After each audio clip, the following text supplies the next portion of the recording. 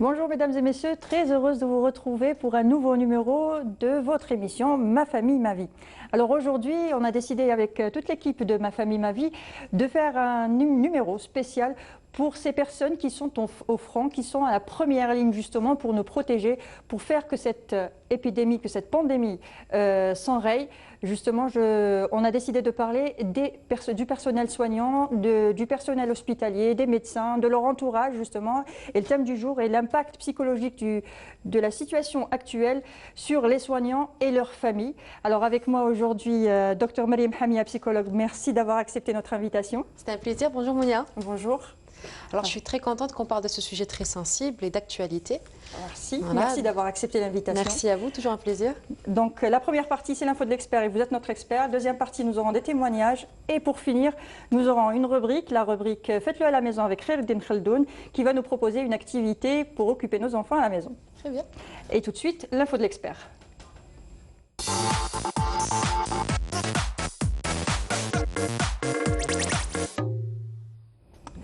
Alors docteur, les médecins et autres personnels soignants qui sont sur la ligne de front paient un lourd tribut dans la lutte contre la pandémie.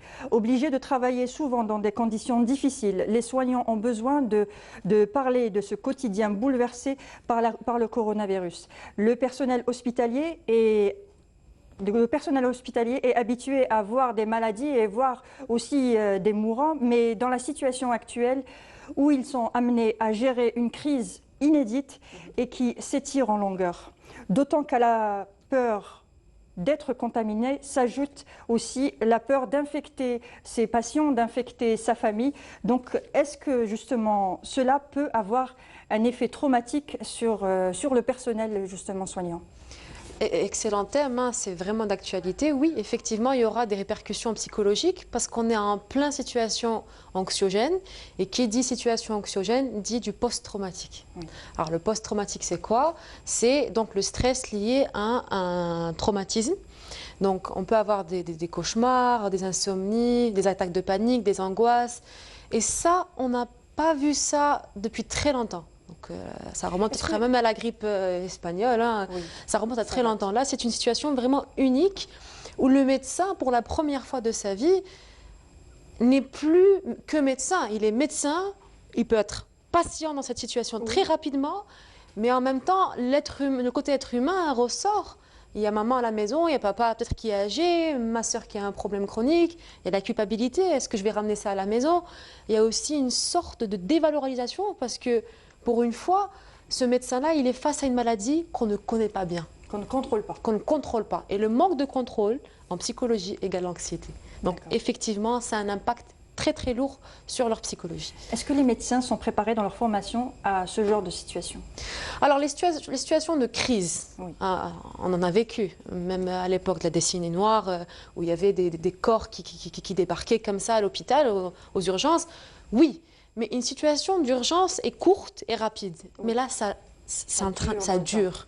Donc le traumatisme, un événement, une fois qui se passe en psychologie, plus ou moins, on peut rattraper ça avec un thérapeute, mais un événement qui dure dans le temps, avec une incertitude et une polémique, on ne sait pas, est-ce que ça part, ça ne vient pas, les chaleurs vont... Enfin, on ne sait rien de ce virus. Qui ne sont pas sûrs. Donc aujourd'hui, c'est valable, demain, ça ne sera plus. Et ça crée une anxiété terrible. Et donc, non, les médecins n'ont pas été préparés pour ce genre de crise. Mais on apprend sur le terrain. Dans 10 ans, peut-être qu'on aura une autre épidémie. Et c'est sûr, hein, les scientifiques, plus on est nombreux sur cette terre avec le réchauffement climatique, il y a des facteurs qui font que nous sommes prédisposés à avoir des épidémies comme ça. Donc, ils vont être préparés, mais je pense aux jeunes médecins qui viennent de commencer. Ils sont très nombreux, autant qu'externes, internes. De se retrouver directement dans le bain, dans des situations critiques. Oui, c'est énorme. Et à devoir faire face. Oui, c'est comme être une maman. On nous dit qu'on va nous préparer avec un guide, mais c'est jamais pareil sur le terrain. Donc non, il n'y a pas une préparation, mais un accompagnement. Donc il y a des psychologues, des psychiatres sur place, des unités, et même des numéros de téléphone, hein, des numéros verts qu'on appelle, et voilà, les soignants se confient. Et moi-même, je le fais au cabinet, hein, gratuitement, les gens m'appellent.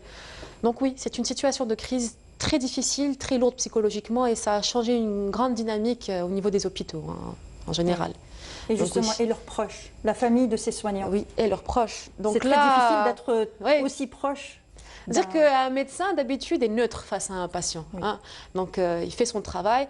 Mais là, on est dans une situation unique. Donc, il y a 3 facteurs. Donc, d'abord, on est face à la maladie. Donc, on prend juste l'acteur, donc médecin, qui est là face au patient, qui fait son job de médecin, mais qui n'y arrive pas. Il n'a pas été formé pour cette maladie. Il n'y arrive pas. Donc, il y a une sorte de culpabilité face au patient. Je n'arrive pas, je fais des heures et des heures tous les jours, je réanime ce patient, je n'y arrive pas. Ce patient va mourir. Donc, la perte de contrôle au niveau du patient. Ensuite, il y a une deuxième perte, c'est que lui-même, le médecin, est un être humain quand même. L'empathie n'est plus vraiment à sa place. C'est-à-dire que, et si moi je suis en train de tomber malade, comment je vais pouvoir aider mon patient? Donc là, il y a une autre dynamique qui a complètement changé, parce que même avec les masques et tout ça, on a vu qu'il y a plein de médecins en première ligne qui sont contaminés, qui ont été contaminés. On ne va pas oublier le facteur moyen.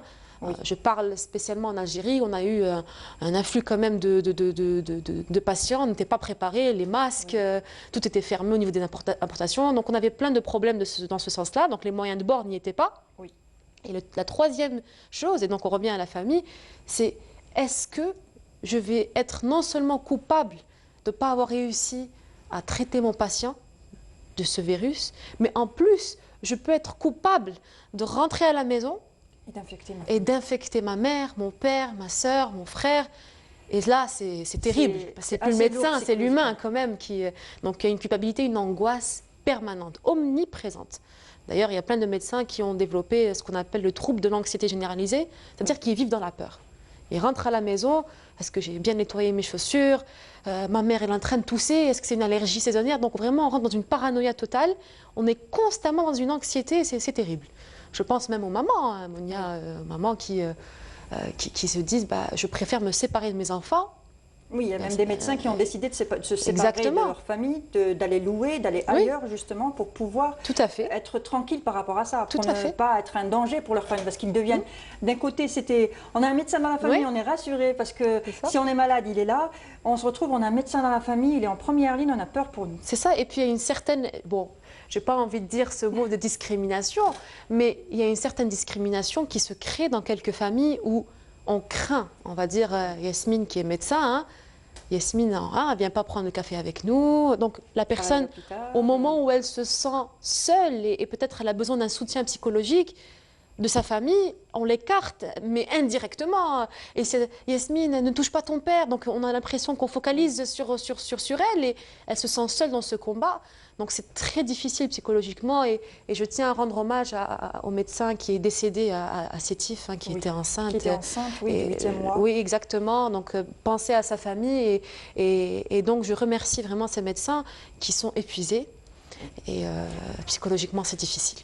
Oui, tout le personnel médical, il y a eu un ambulancier, il y a eu tout le personnel hospitalier. Même les femmes de ménage, elles sont encore plus exposées, hein, parce que vraiment... Justement, c'est elles qui nettoient, justement. Qui nettoient, elles sont très proches du patient, même si elles ne touchent pas, mais elles sont là, elles nettoient autour de lui, elles touchent les cuillères, les fourchettes, est-ce que la personne mange, les draps, donc toutes ces personnes-là qui n'ont peut-être pas les moyens. On revient aux moyens, c'est-à-dire qu'en rentrant, les moyens, il y a nos connaissances aussi. On rentre à la maison, si on n'a pas un bagage forcément scientifique ou médical, on ne fait pas attention à certaines mesures ou certaines barrières d'hygiène. Ou peut-être qu'on habite dans un petit appartement et qu'on ne peut pas avoir vraiment une distanciation avec notre famille. Il n'y a pas eu une structure mise en place pour cette équipe. Dans certaines wilayas, oui, mais en général, en Algérie, ce n'est pas Alger, Annaba, Oran, hein, c'est des petites communes aussi qui font que, voilà, on ne peut pas assurer cette distanciation, cette séparation entre les familles et le personnel médical. C'est impossible, donc on fait avec. Et c'est encore plus dur pour les parents de voir, par exemple, leur enfant médecin de partir comme ça au franc, de partir tel un soldat, tout simplement, de partir, de risquer sa vie. C'est très difficile pour un parent de voir ça, pour un mari, pour une femme. Pour un enfant, voir ses parents être comme ça, aussi près du danger. Je pense surtout aux parents, parce que qu'on ait 30 ans ou 19 ans ou 40 ans, on reste un petit bébé aux yeux des parents. Et là, tous les jours, on prie.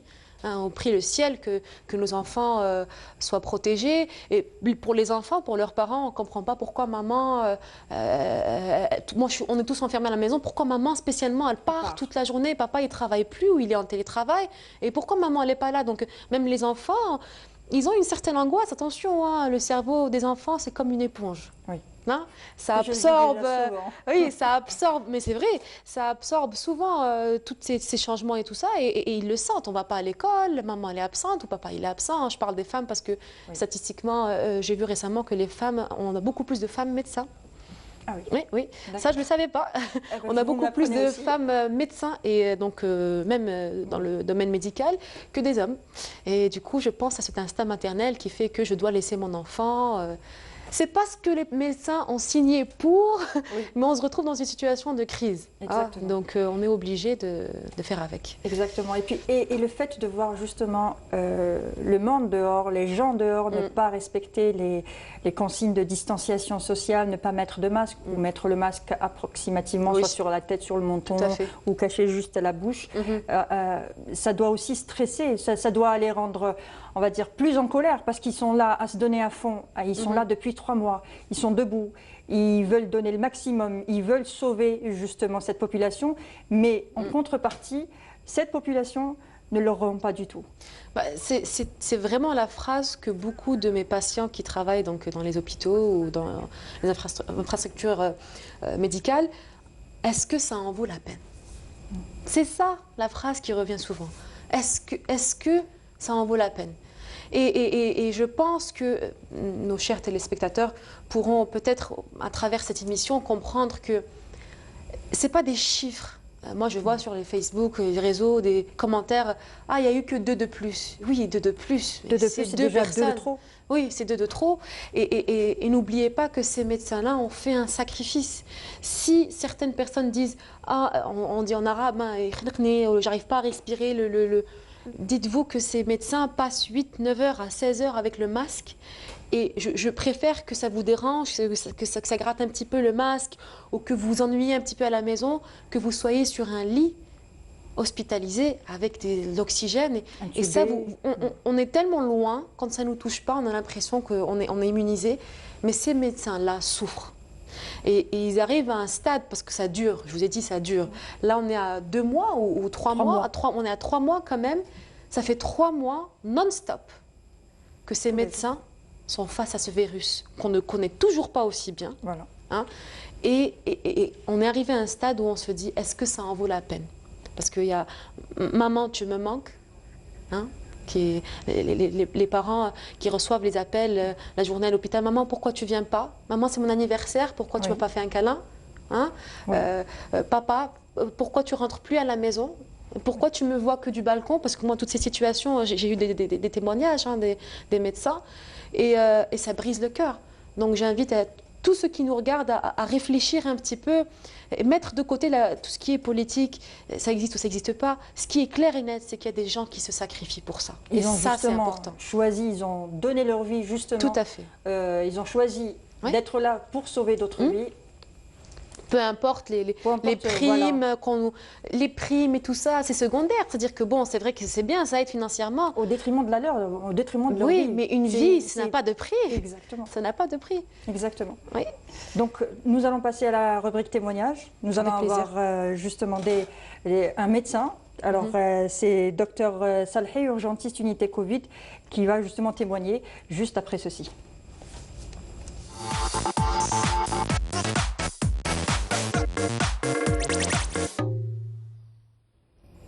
Alors nous avons avec nous Dr Salhi, urgentiste de l'unité Covid. Bonjour.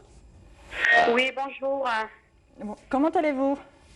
Oui, ça va, merci. Et vous? Ça va très bien, merci. Alhamdoulilah. Alhamdoulilah, alhamdoulilah. Alors, parlez-nous un peu de votre quotidien, justement. Alors, vous êtes urgentiste. Ah, ça s'est coupé. Ça s'est coupé, on va essayer de rappeler. Justement, elle est urgentiste, donc elle se retrouve aux urgences, dans une unité Covid. Je pense que c'est la place la plus proche. Oui. Voilà, c'est la place la plus dangereuse et la plus sensible, je pense. Oui. C'est là où on se retrouve avec le plus de personnes. Tout à fait. Là, ça va être plus compliqué. Un urgentiste vraiment voit la mort. Oui. On est face à la mort. Et c'est pas facile psychologiquement déjà de voir les gens mourir. mais en plus du Covid-19. Oui, c'est clair. Donc, on me dit qu'elle est de retour. Alors, docteur Salhi? Oui, oui, je suis là. Bonjour. Bonjour. Comment allez-vous? Ça va, alhamdoulilah. Donc, moi, je vous remercie donc pour cette excellente initiative. Surtout le docteur, excusez-moi, j'ai oublié le nom, qui est sur le plateau, donc qui a parlé un petit peu de l'état d'esprit, en quelque sorte, des médecins qui sont sur le front. Oui. Je la remercie énormément parce qu'elle a pratiquement fait le tour. On dirait que c'était moi qui parlais. On dirait que vraiment, elle a ressenti ce qu'on ressent, en quelque sorte, sur le terrain. Donc, moi, je vais témoigner par rapport à l'hôpital dans lequel je travaille. Donc, comme vous le savez quand même, nous, on est au 5e mois. Donc, on a commencé en quelque sorte à faire cette lutte-là depuis le mois de février. Donc, depuis le mois de février, notre hôpital donc, est aux avant-portes donc, pour prendre en charge les patients Covid-19. Donc, nous avons mis en place tout un circuit bien déterminé pour la prise en charge de ces malades-là. Donc, comme vous le savez, comme elle vient de le dire, docteur, donc la caractéristique en quelque sorte de cette pandémie, donc sa rapidité de diffusion, les connaissances incertaines, comme elle vient de le dire, donc c'est quelque chose de nouveau qu'on ne connaît pas, qu'on découvre tous les jours sur le terrain. Donc, comme elle avait dit, en quelque sorte, on est impuissant devant quelque chose, un ennemi qu'on ne connaît pas. On ne sait pas comment s'armer, on ne sait pas comment s'attaquer, on ne sait pas comment protester, tout en sachant qu'il est là. Vous voyez ce que je veux dire? Oui. Donc, c'est des connaissances qui sont incertaines. Il y a la sévérité de la mort, il y a la sévérité de ce virus-là. Et comme vous savez aussi, il y a la mort de nos confrères et de nos consoeurs, oui. Donc qui a joué énormément, je vous le cache pas. Donc et la perte de nos malades, comme elle vient de le dire, et notre impuissance aussi devant ces malades. Parce que moi, quand je vois mes malades partir tous les jours partir, ça me bouleverse. Je me dis, mon Dieu, je suis impuissante. Je n'ai pas pu faire quelque chose pour mon malade. Il y a un sentiment de culpabilité, effectivement. Donc c'est vraiment très, très, très, très difficile à vivre pour un médecin. Et vous savez aussi, pour concilier aussi la vie quotidienne, familiale et sociale, franchement, je ne vous cache pas que c'est tous les jours, c'est un défi. Parce qu'il faut toute une logistique, il faut toute une préparation. À chaque fois que je prépare pour aller à l'hôpital, mon Dieu, quel stress. Vous voyez ce que je veux dire? Comment le problème, comment s'habiller, comment se protéger, après comment se déshabiller et comment se rhabiller pour aller faire face. Parce que la plupart des médecins, généralement, ils se contaminent lors du déshabillage, en quelque sorte, de leur matériel de protection, de leur tenue de protection.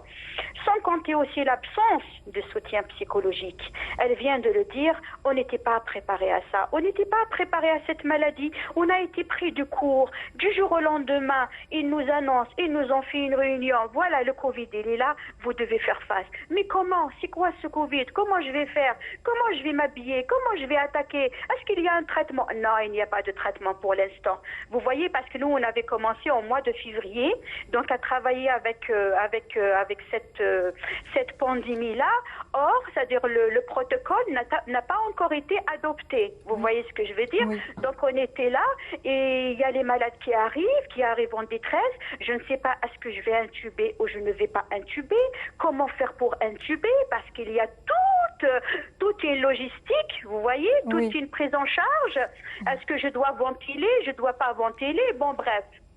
Allô? Oui, oui, je vous écoute, on vous écoute, on est tout Donc voilà, tout ça c'est pour vous dire en quelque sorte c'est une maladie qui est inconnue, qu'on découvre tous les jours sur le terrain et voilà. Donc il y a aussi la stigmatisation dont elle a parlé votre médecin, la stigmatisation sociale et l'isolement des proches et puis il y a la crainte d'être contaminés, nous, et je ne vous cache pas la peur de la mort qui nous obsède ces derniers temps. Franchement, je n'y ai jamais pensé à la mort. Mais ces derniers temps, j'en pense souvent. On a peur de mourir parce qu'on a vu nos confrères et nos consorts qui sont morts. Donc on s'est dit peut-être que ça va m'arriver. Et puis la peur de contaminer ses proches, la peur de contaminer ses enfants, c'est-à-dire être confiné, être isolé, ne pas voir ses proches, ne pas serrer ses enfants, ne pas les embrasser. Ce n'est pas évident. Croyez-moi que vraiment c'est très difficile. Et le plus dur dans tout ça, c'est qu'on ne voit pas la fin. C'est une situation qui est perdure. On ne sait pas quand ça va se terminer tout ça.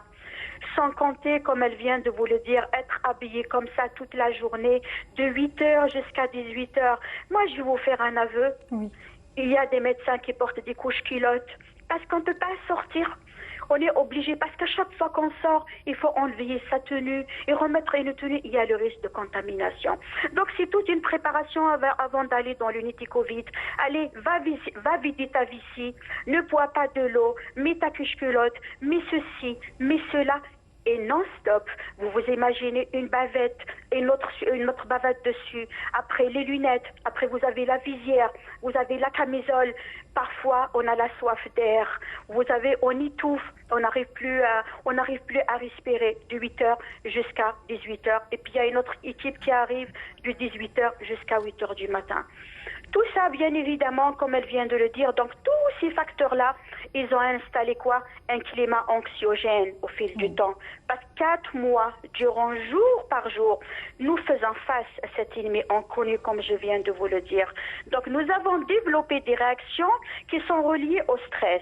Et c'est des réactions qui sont visibles sur le terrain. C'est des réactions qui sont post-traumatiques et qui sont dues à l'anxiété ou bien à la déprime. Dans les manifestations de ce stress, on les voit sur le plan répercussions psychologiques. Nous avons sur le plan psychologique l'inquiétude en lieu avec le virus et ses effets collatéraux, les visions négatives des choses, des découragements.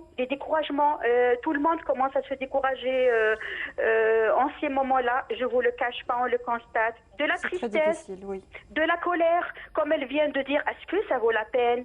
Des sensations d'être incomprise, d'autres sensations d'être seule sur le terrain, d'être incompris. Tout ce que je fais, je risque ma vie. Est-ce qu'il valent la peine? Vous voyez, oui, justement, c'est vraiment malheureux.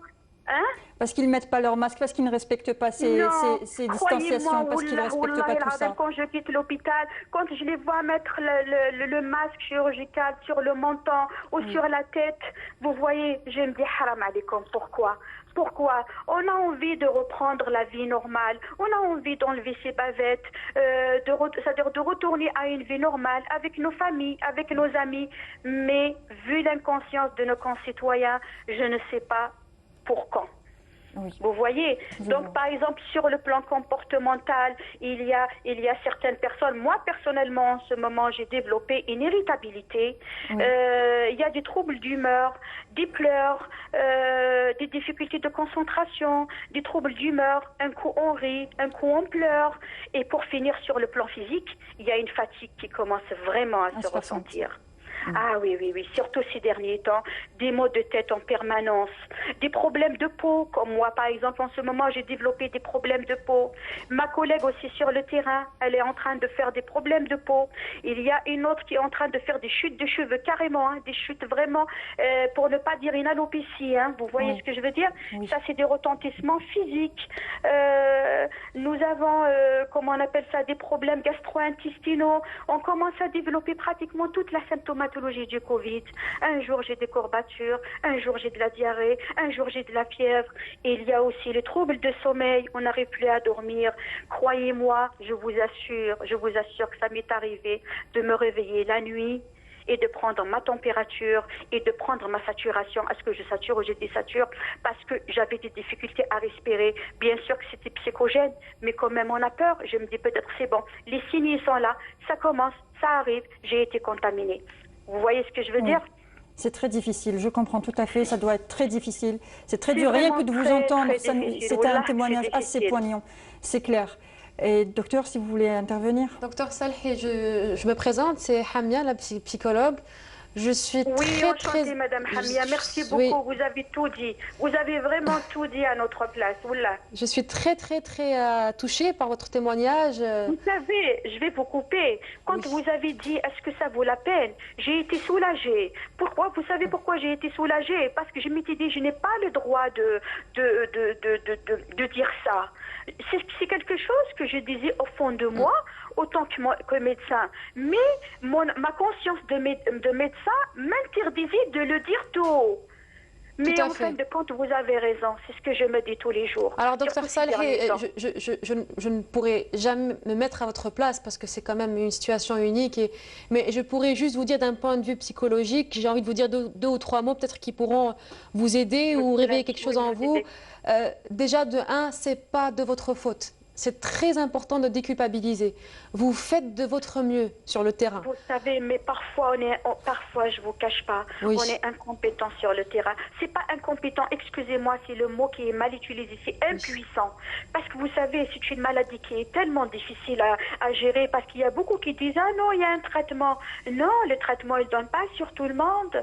Parce que maintenant, entre maladie respiratoire et maladie inflammatoire, c'est tout autre chose. C'est un autre protocole. Oui, on est parti sur la base d'une maladie respiratoire. Là, maintenant, on découvre que c'est une maladie inflammatoire. Donc, il fallait réadapter le protocole, il fallait rajouter les anticoagulants. En fin de compte, les malades mouraient en quelque sorte d'embolie pulmonaire.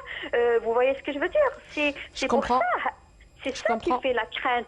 Ça veut dire jusqu'à présent, on n'a pas encore très bien cerné cette maladie. On ne connaît pas encore ce virus. Tous les jours, il nous réserve des surprises. Je suis d'accord, c'est l'incertitude qui tue et c'est ça qui... Si on avait une date, une deadline, une date de... On peut tenir jusqu'à cette date-là, mais c'est l'incertitude. En tout cas, docteur Salhi, tout ce que je peux vous dire, c'est que tout le monde est conscient de votre travail et on prie le ciel, on vous remercie infiniment. Même si c'est difficile, hein, même si des remerciements peut-être ne sont pas assez ou ça n'aide pas sur le terrain. On en a besoin. Croyez-moi que même si on a... J'ai vu la dernière fois une publication d'une dame qui disait « Nos médecins, ils sont courageux, ils n'ont pas besoin d'être applaudis. » Non, madame, j'ai besoin d'être applaudie. Je suis fatiguée, j'ai envie d'être soutenue, j'ai envie d'être encouragée. Vous voyez ce que je veux dire? Parce que les médecins, le personnel de la santé, c'est des êtres humains. On a besoin des lueurs d'espoir. On a besoin que le peuple nous dise « On est là, n'ayez pas peur, on est là avec vous. » Vous voyez, ça va nous aider à continuer. C'est clair. En tout cas, si ça peut aider, lorsque cette pandémie ou cette épidémie va s'arrêter, et elle va se terminer, il n'y a pas un virus qui va rester, d'accord, même s'il mute, mais on est en train de développer une immunité collective. Mais tout ce que je peux vous dire, c'est que vous allez sortir de cette épidémie une personne changée. Je ne parle pas de médecin, une autre personne. Un médecin plus accompli, plus reconnu, plus respecté, parce que peut-être dans ce pays, on a négligé les vrais héros. Donc, c'est vous les héros du terrain, de l'Algérie, du monde entier. On vous remercie et sachez qu'il y a beaucoup de gens, même si nous, on ne le fait pas à l'italienne, mais qui prient pour vous, qui vous remercient. Et vous faites de votre mieux. Vous faites de votre mieux. Sachez que sur le terrain, tout ce que je peux vous dire, c'est, même si c'est très difficile, exécutez, ne vous posez pas de questions, ne restez pas dans l'émotion. Exécutez, même si c'est difficile, c'est très difficile.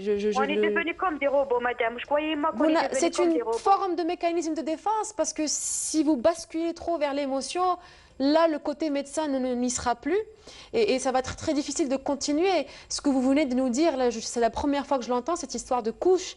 C'est poignant quand même d'entendre ça. Je voulais en parler, oui. Et le système immunitaire va sûrement être affecté, le stress, donc c'est un cercle vicieux. Mais tout ce que je peux vous dire, c'est que tenez le coup. Et votre métier est un métier noble, on ne l'oubliera jamais ça, on ne l'oublie pas. Et on est de tout cœur avec vous, vraiment. Et si vous avez besoin de mes services, ce sera gratuitement que je vous l'offre. Vous, madame, à toute l'équipe du CHU où vous êtes, et tous les médecins qui nous regardent, vraiment. Merci. Déjà, ce que vous faites, c'est énorme. Un travail de sensibilisation, c'est déjà énorme. Nous, on est sur le terrain et vous aussi, vous êtes sur le terrain. Vous êtes aussi votre travail, c'est ça. C'est sensibiliser la population, c'est énorme. C'est énorme. Vous êtes en train de nous donner un coup de main, bien évidemment. On essaie de faire notre mieux, justement. Les médias et l'information, c'est très important, madame. Tout à fait. Justement, c'est ce qu'on fait justement ça pour vous rendre hommage et pour essayer d'ouvrir les yeux aux gens qui ne sont pas convaincus justement par cette pandémie. Et je pense qu'après votre témoignage, je pense que beaucoup de personnes vont changer d'avis. Tout à fait. Ça, c'est clair. Merci beaucoup. Merci beaucoup, docteur Salhi. Bon courage et bon courage. Merci. Merci. Alors voilà, c'est un témoignage assez poignant, très émouvant. On sentait l'émotion dans ses paroles, on sentait très bien qu'elle était à bout de souffle, qu'elle était vraiment arrivée au bout, tout simplement. C'est la réalité. Ce témoignage, c'est la réalité. Et j'espère que ça va ouvrir les yeux aux gens et que ça va changer un peu les mentalités. Ça va Ça va pousser les gens à faire plus attention, à porter leur masque, à garder une distance, à se laver les mains, à utiliser le gel, à tout ce qu'on est en train de nous dire. J'espère qu'ils vont appliquer tout ça. J'espère aussi, oui, je pense qu'un témoignage comme ça nous écarte des médias, ça nous écarte de la polémique. On a quelqu'un sur le terrain. Oui. Et je pense qu'on ne peut pas être inhumain face à ça et ne pas réagir, c'est pas possible. Exactement. Donc je remercie tout le personnel soignant qui vit ces instants très difficiles. Très très difficile, oui. Ce témoignage est très réaliste. Très réaliste. Exactement, exactement. Oui. Et tout de suite, nous allons passer à un deuxième témoignage. À ce moment-là, c'est Lisa. Lisa qui est une parente justement de médecin. Qu'on va contacter dans un petit moment, qui est parente de médecin, et elle va nous donner justement l'envers du décor. L'envers du décor, exactement. Donc Lisa, bonjour. Oui, bonjour Mounia. Comment allez-vous? Ça va, merci, et vous? Alhamdoulilah, ça va très bien. Bonjour Lisa. Alhamdoulilah. Bonjour, c'est Mia. Oui, c'est ça. Ravie de t'entendre. Ravie aussi. Alors bonjour Lisa, alors racontez-nous un peu, vous avez dans la famille des médecins, c'est cela? Oui, alors en fait, on est une famille qui est dans le domaine de la santé. D'accord. Donc voilà, et ma maman est médecin, ma sœur est biochimiste à l'hôpital aussi.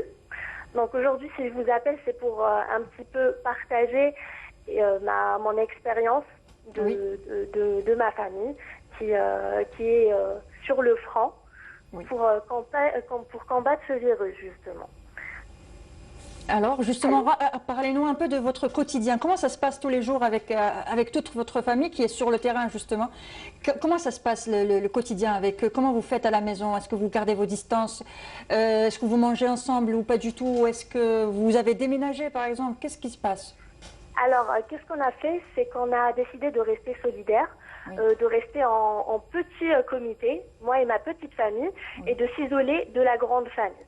Donc on ne pouvait pas laisser non plus ma maman livrée à elle-même. Elle prend les mesures de sécurité très très au sérieux, que ce soit elle ou ma sœur. Mais on a décidé pour leur santé mentale aussi de les soutenir face à cette situation. D'accord, très bien. Et vous, justement, de votre côté, comment que ça se passe? Comment vous ressentez les choses? Alors, pour être honnête avec vous, c'est très très difficile de vivre ainsi. C'est la panique au quotidien. On est sous extrême tension. On a peur pour eux parce que voilà, nous, on est à la maison en sécurité. Par contre, pour ma maman, elle est en première ligne et c'est très très frustrant pour moi de ne rien faire pour elle.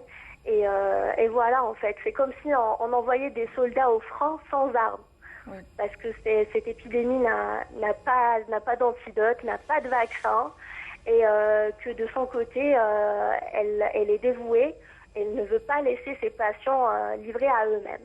D'accord. D'accord. Voilà. Alors, docteur, si vous voulez intervenir, justement, ça doit être difficile pour un enfant de voir sa maman comme ça. Oui, alors Lisa, je vous remercie déjà pour votre témoignage. C'est pas évident d'en parler comme ça, mais c'est une décharge émotionnelle d'un côté, donc c'est thérapeutique. Le plus difficile, je pense que c'est de s'imaginer le pire. Ouais. Parce qu'au quotidien, d'autres s'habituent, mais d'autres, c'est constamment cette peur. On ne s'habitue pas à la peur. On ne s'habitue pas au risque.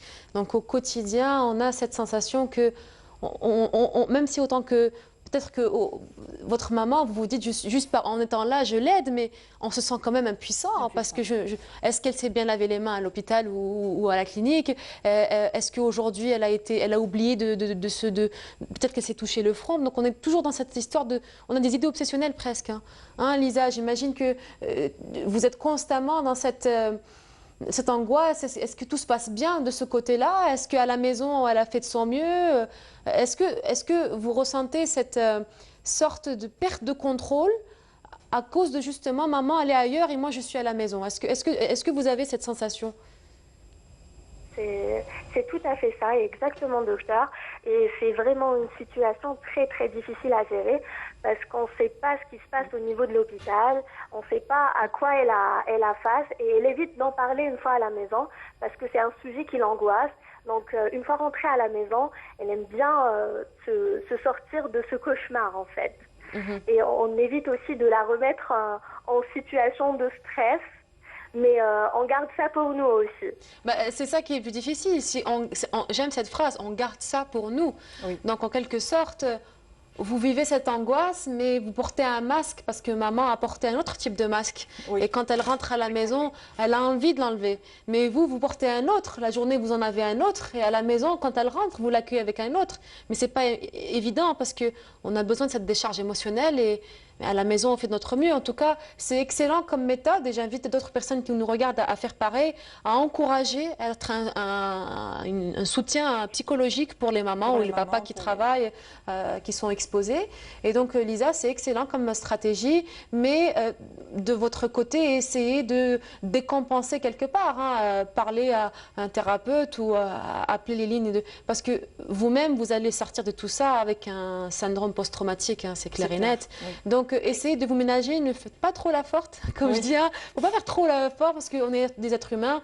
Il faut se laisser aller, écrire peut-être quelque part, mais il faut une décharge quelque part, c'est clair et net. Il faut trouver une solution pour décharger toutes ces Il faut émotions. décompenser parce que c'est là où on développe des détox, c'est là où on développe des dépressions. Donc Lisa, excellent travail dans ce sens, mais pense un petit peu à toi si je peux te tutoyer. Merci beaucoup. Très bien. Merci beaucoup, Lisa. Pour vos conseils. Et merci à vous pour votre témoignage. Voilà, Merci j'aimerais dire juste un petit mot pour les personnes qui nous écoutent. C'est s'il vous plaît, respectez les mesures de lutte contre le Covid afin que tout le personnel soignant rentre en bonne santé et retrouve leur famille. C'est tout. Excellent message. Merci. Merci beaucoup, Lisa. Merci à vous. Merci. Allez, au revoir. Au revoir. Au revoir. Très difficile, que ce soit pour les médecins ou pour leur famille. Oui. C'est clair qu'on aura un avant-Covid et un après-Covid. Rien ne sera plus que pareil. Je pense qu'il y aura un nouveau terme en psychologie, peut-être, dans le DSM, dans notre manuel. Ça ne sera plus le stress post-traumatique, ce sera le stress post-Covid. Oui. Je pense que c'est une situation unique et que ça va marquer l'histoire, c'est clair. Oui. Mais les témoignages comme ça, je pense qu'on en a besoin. Ça réveille vraiment le subconscient et le conscient et ça nous invite. Moi, personnellement, je vais sortir d'ici, peut-être encore plus, je ferai encore plus attention, alors que je le fais au quotidien, mais c'est l'impact, surtout la partie, là, les couches, je ne savais pas cette partie-là. C'était très, très, très émouvant et je remercie le personnel. Un témoignage très poignant, c'est clair, très poignant. J'espère que le message est passé. Merci encore, Mia, d'avoir accepté notre invitation. Alors, Mia, c'est Mia sur les réseaux sociaux. Mia sur les réseaux sociaux et pour faire un peu plus professionnel, on reste dans Mariam Hamia pour la psychologue. Donc, je vous invite encore une fois, tout le personnel soignant reçoit gratuitement chez moi des consultations. Donc, je me situe à Tersraïn, au cabinet. Et toutes les personnes de plus de 70 ans ne payent pas les consultations. Les étudiants, c'est à moitié prix. Donc, ne pensez pas que les coûts doivent être... voilà, le matériel va être... Enfin, financièrement, ça va être un blocus. Donc, je vous invite vraiment à consulter en ces temps de crise. On leur rend hommage en tout cas. On leur rend hommage et bon courage. En tout cas, on vous soutiendra toujours. Et on est là justement pour faire passer le message. Merci encore. Et tout de suite, nous passons à la rubrique « Faites-le à la maison » avec Khaïreddine Khaldoun.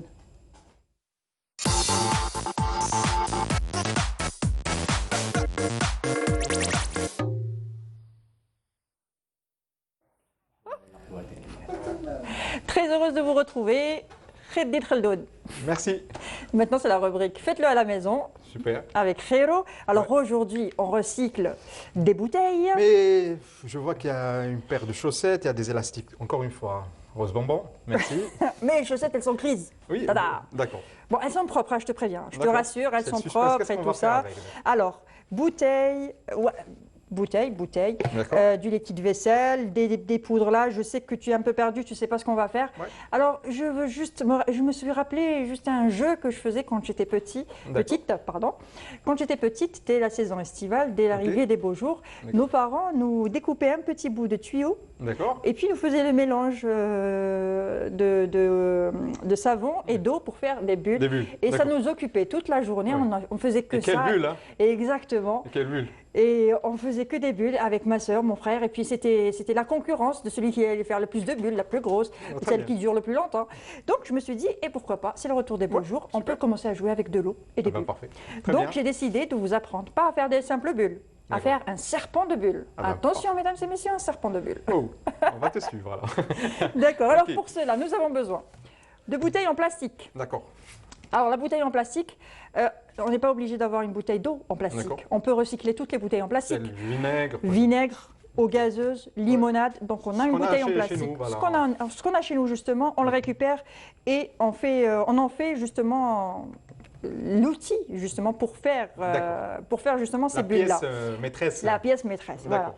Donc, et pour cela, nous avons besoin de l'eau savonneuse. D'accord. Quand on était jeune, c'était de l'eau et du savon. Et maintenant? Mais maintenant, j'ai une recette assez spéciale. C'est une recette qui va te faire des bulles qui vont durer encore plus, de plus belles bulles, de plus grosses bulles, tout ce que tu veux. Donc, pour cela, nous avons besoin, mes chers amis, de sucre et de maïzena, de l'eau et bien sûr de liquide vaisselle. Alors, ce que je te propose, oui, du sucre, ouais, c'est de la chimie, c'est pas de la cuisine. C'est consistant quand même. C'est consistant, on va voir tout ça après. D'accord. Ce que je te propose, c'est de commencer à faire l'outil. D'accord. Donc, on commence par découper les bouteilles. Ok. Donc, juste à peu près comme ça. On découpe, juste pour avoir l'embout justement où sortira la mousse. D'accord. Voilà. Alors, tu commences avec le cutter si tu veux. Oui. Tu fais une petite fente. Alors, on rappelle très bien que le cutter, c'est les parents qui vont utiliser. C'est les parents qui vont confectionner ce petit appareil. C'est clair. Parce que tu finis avec le ciseau. Super. Parce que c'est quand même assez dangereux, un cutter dans les mains d'un enfant. On peut se couper les doigts. Donc, voilà, dans les mains d'un adulte, c'est déjà... Enfin, toutes les activités qu'on propose. Voilà, toutes les activités où on vous dit utiliser un cutter, utiliser des ciseaux, c'est clair qu'il faudra le parent... Impliquer les parents. Déjà que ça va les occuper. Ça va les occuper, ça va les... Et puis, ça va amuser les enfants. Exactement. Juste un petit peu d'aide. J'ai pas assez de force. D'accord, ok, je m'en occupe.